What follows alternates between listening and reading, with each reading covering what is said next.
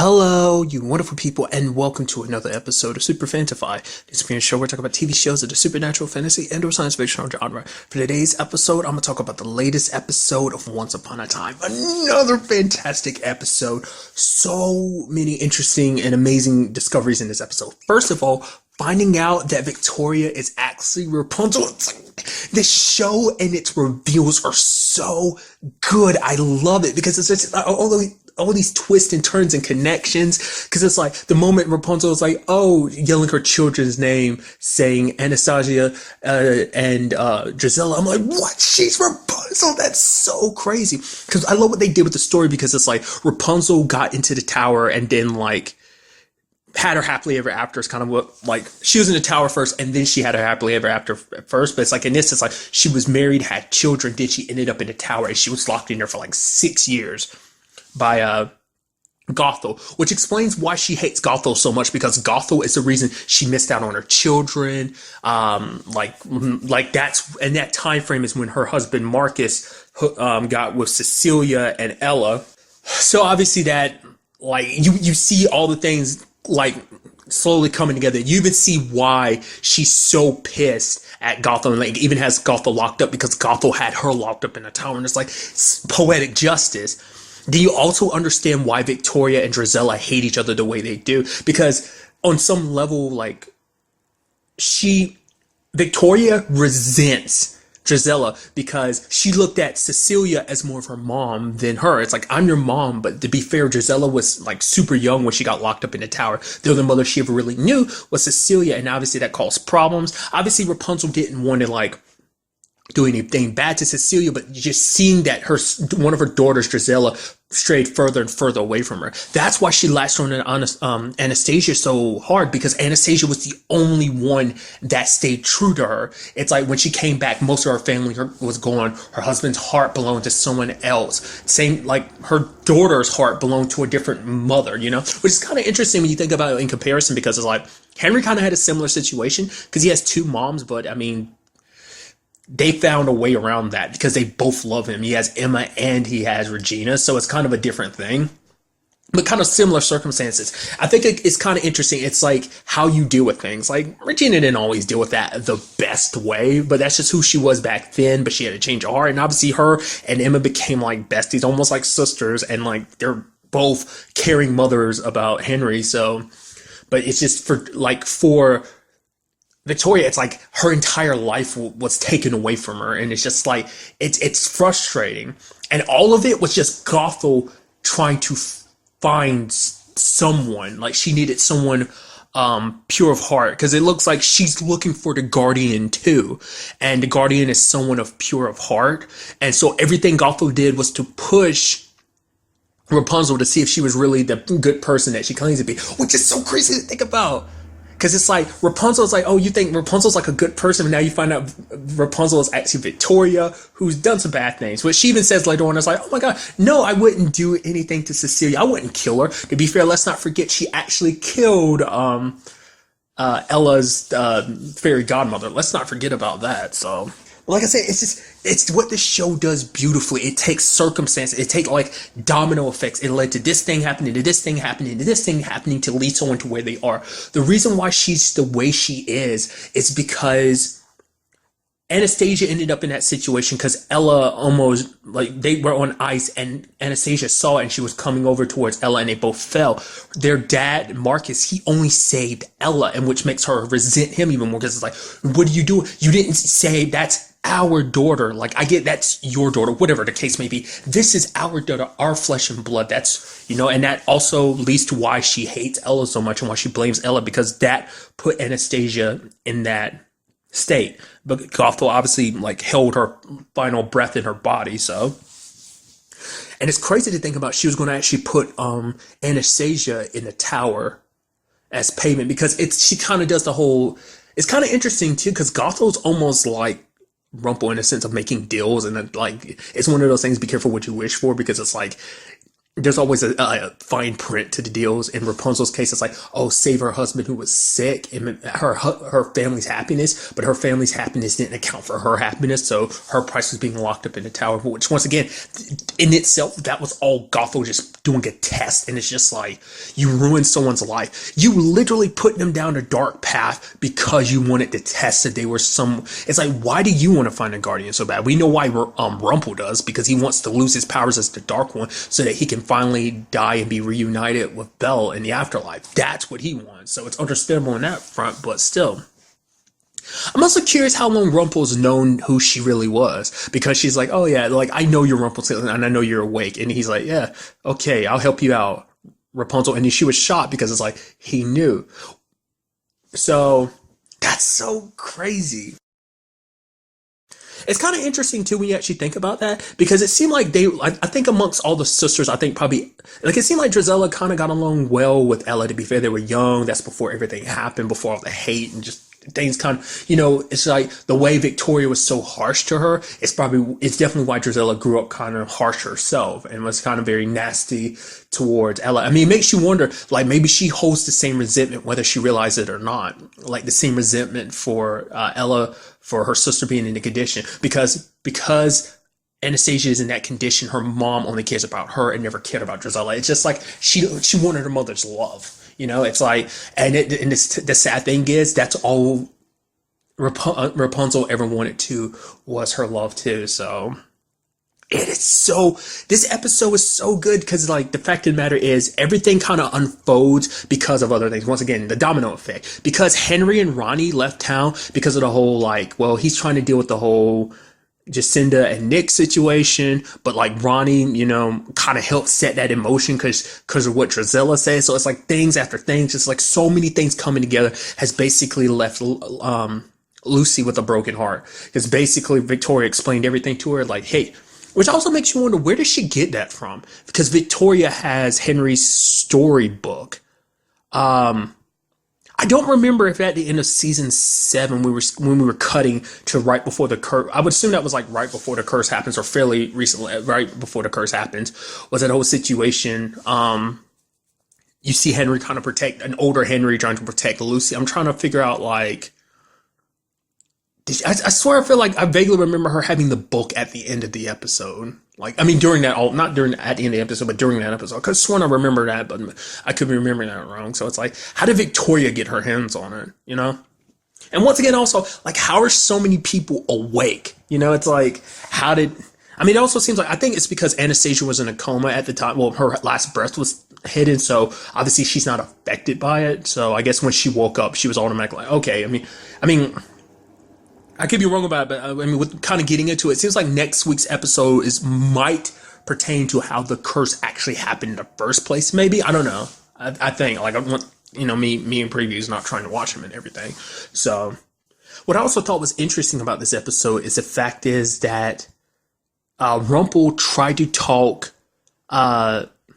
Victoria out of this, because it's like, he's like, I understand what it means to want to save one of your children, and for whatever cost. Because the fact of the matter is, let's remember why he became the Dark One in the first place, to make his son proud of him. Because Rumple felt like he was a coward and he needed power, and it's like, now my son can be proud of me. But Rumple ended up becoming a monster, and that ended up pushing his son further and further away.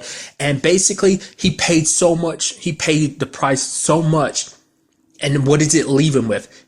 He lost Bellfire, Neil. So it turns into a situation of, like, he knows, like, even if you pay a huge price, there's no guarantee you're going to still get what you want, because you think the price, but there's always a larger price to pay, like, especially when it comes to magic, and magic of this degree too. You care about someone and you want to save them, you do what you do for family, but it's just so heartbreaking that, things don't always end up the way you want them to, which for Victoria, it's like, because in his case, he's like, talk to your child. You still have a daughter who is here. Talk to her. You could possibly make things better. But she didn't, because it's just because she resents Drizella for not welcoming her back. And you could tell it immediately, because Anastasia was the one that kept believing. Even after 6 years, she threw up the lanterns and was like, I'm just hoping mom's fine. But Drizella's like, it's been 6 years. She gave up hope. Anastasia never did, so that adds another layer to it. So I'm especially sad too because Victoria Rapunzel wasn't originally going to. She was like, no, no, no, no, no, I'm not going to do this. But once again, Gothel tempted her over and over again, and just like, I mean, and it's not just her fault. Like when the scenario's been stacked against her like that, literally Gothel created this situation to test her. So it was all supposed to, everything Gothel did, like locking her in a tower and everything, was meant to push her into a corner where she feel desperate enough. And if she made the right choice, maybe you're the person I'm looking for. But the fact is, you made the wrong choice. Obviously, you're not. Which actually kind of ties in what Rumpel was doing, because that's what Killian ends up finding out, that Rumpel was basically shoving the dagger into different people's faces and being like, oh, do you feel anything? Because he knows someone in Hyperion Heights has to be the Guardian. I guess he feels like that's the best way to draw them out. But getting back to what I was saying, like, Victoria's like, no, like, Drizella hasn't been my daughter for a long time. So she's so focused on, she's so filled with resentment towards Cecilia and Ella and Drizella that she's willing to do this. And the fact of the matter is, when it's all said and done, we do see that it's super sad with the whole Lucy situation, because it's like, oh, you're learning all this stuff. It's like everything you thought was true is true. But then like she shows the video of Nick and Jacinda kissing, which it was just kind of like, even, but it didn't show everything, where Jacinda was like, oh, no, no, no, no, it can't be like that. And she picks up Henry's like mixtape because she was thinking about him nevertheless. I figured he had to play some part in this. I didn't know specifically that could we still haven't cut back to who he is. Like, we know his name is Jack. And he's a pal of Henry's, which makes that whole situation even like, whoa.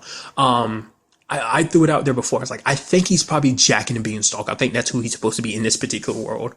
But except like maybe, I don't know.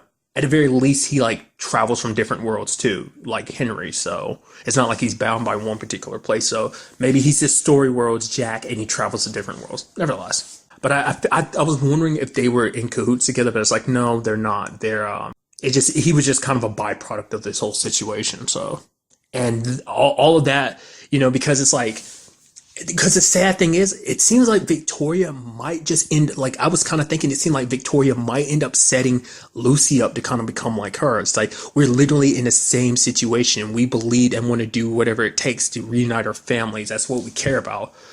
Do any and everything for them. And it's like, even when it's all said and done, it doesn't always work out the way we want to. Look, your mom's not with your dad, and your dad, oh, Henry, he's gone once again. Ronnie leaving town with Henry did a lot more damage than anyone would have thought it did, because it's like, oh, now everyone just thinks like Henry just up and left, because especially because he didn't say anything. But that's just because he's dealing with the whole Jacinda situation, because Ronnie created that situation. It's all looping together. Weaver or Rumpel working together, because it's so fascinating, especially considering the fact is, like, obviously they're mortal enemies. Even if he's Wish Killian, it's still like, hey, that's my we're mortal enemies. But even then, it's like they're working together, and like obviously they have that back and forth still going on anyway. So I thought I just think that's kind of interesting. It's not to the point. It reflects their past, essentially. Him as Rumpel and him as Captain Hook. I also appreciate when he went to that locker, that place of Weavers. The first thing he picked up was the hook. I was like, it's there's something there. I mean, we saw that he also has files on everyone, Rumpel does, and that's because he's still trying to figure out who is the Guardian, who's not. So. Also, I kind of wonder about that. Like, I think I thought about it before. I wasn't 100% sure about the whole, like, Sabine and Hook thing. Is that going to be a thing? I don't know, because it's just like, oh, like, all smiles and stuff around her. So I'm like, oh, like, Wish, Hook, and Sabine. Seemed like that might be a possibility, but, well, I mean, we just kind of have to wait and see.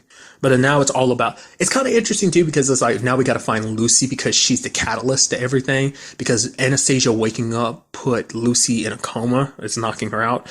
Basically, I guess it's a situation. It's almost like kind of similar to the charming spell that the evil queen put them in last season, where it's like when one's awake, the others sleep. So maybe it's like, well, to be fair, it seems like it's her life force. The only thing keeping Anastasia awake is like Lucy's life force probably draining out of her. And it seems like Anastasia is actually a good person, as we can see with the whole Ella situation, especially if she finds out the truth, finding out that not like what she's doing is hurting her niece. That's her niece, so it's like, no. Like, why I can't do this. Like, I'm want to, sure, I want to live, but not if it means costing someone, an innocent girl, her own life. especially because she's family. Because you have Victoria saying all this stuff about family, but all you're doing is destroying your own family. Like, whether you want to admit it or not, Ella is family. Just like Drizella is family, Lucy is family, and you're tearing your family apart. Like I said, because of that darkness in her, like, I mean, and Drizella kind of plays the same role too. So, I mean, it means like, what does this mean going forward with the whole like Ronnie situation? Regina, in the sense of like, if True Love's kiss does happen, what will happen? Well, I mean, we see, like I said, I get the feeling like it's going to cost Henry his heart or something. Like the curse that was, you know, used on Ella's family, I get the feeling it's on Henry and Ella. And the moment they do True Love's kiss, because it's like, oh, they'll be reunited, they'll remember everything, but they'll be torn apart in that very moment. I get the feeling like that's what that's all about. Like what Ronnie's afraid of, because it's like they kiss and everything. Her family will never be whole again because they could never be near each other without it killing them, you know? So hence what happened with Cecilia and Marcus, like, you know? I mean, because the reason why it hasn't affected, Hook and Alice, even though they're near each other, I mean, not unless they found a cure in between that time, but I think it's also because magic hasn't infected this world yet, like fully. Like there might be like a little nibble of magic, but that's about it. But it probably hasn't, because they haven't fully awakened yet. The curse inside of them is laying dormant. So that's what I'm thinking is kind of happening. So maybe when the time comes, everyone across the board is going to get split up. I mean, to be fair, it might even work. It might even be like that for Henry all across the board. Maybe the curse is affecting him, Ronnie, Lucy, and Jacinda, but just because they're not all awake, it's not activated, So, I mean, that's where my mind is about this whole situation. So, like I said, I am so curious to find out, like, why, what is Gothel up to? Because she's trying to get Rumpel to kind of help her find she's like, oh, I can help you find a guardian and stuff like that. And he's kind of like, no, I'll do it on my own. Something I was going to bring up earlier too is the fact is that he's kept Lucy at a distance. I don't think Weaver and Lucy have not like met, because she doesn't know that Rumpel's her great grandfather, because she doesn't know who Weaver is. I mean, maybe she heard it from Victoria when she was telling the story, but she doesn't know that that's her great grandfather. So, but he's known all this time. But I guess because he's been in such a means of trying to get to Belle, that he's kind of let his family go on the wayside, because it's not like he's interacted with Henry and all, even though that's his grandson. Which is the question, what about Gideon? Where does Gideon play in all of this? I mean, there's still other like characters, like obviously, certain actors haven't popped up in the show, or, have left the show for now.